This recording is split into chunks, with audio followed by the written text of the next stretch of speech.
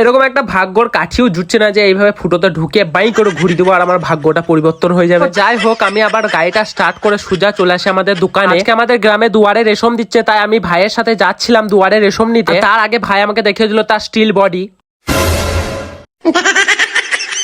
ভাইয়ের এরকম steel body দেখে তো আমি তো একবার পুরোই ভয় খেয়ে যাই। তারপর ভাই আর আমি চলে আসি দুয়ারে রেশম নিতে। সেখানে এসে দেখা হয়ে যায় আমার কাকার সাথে। কিছুক্ষণ পর কাকার ফোনে কাকি ফোন করে বলে যে তুমি আমাকে চুম্মা না দিয়ে পালিয়ে গেলে রেশম আনতে।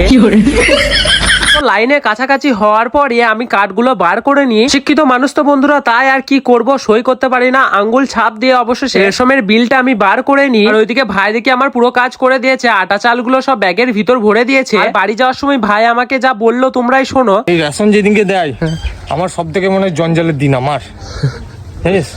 বন্ধুরা এই কথাটা কিসের জন্য বললো তার কারণ আমি বলে দিচ্ছি। যেদিন রেশম দিবে তার একদিন আগে আমাদেরকে সব জানিয়ে দেওয়া হয়। তারা ভোরের বেলা থেকে সেই লাইনের বদলে ইট পাথর নামিয়ে রাখে সেই লাইনে। একটা বাচ্চা ছেলে যদি লাইনে দাঁড়ায় তার দাদু দাদা নানা নানি সবাই কি সেই লাইনে তার মধ্যে ঢুকিয়ে দেয়। আর এরকম রেশমের লাইন নিয়ে কাদের কাদের গ্রামে ঝামেলা হয় আমাকে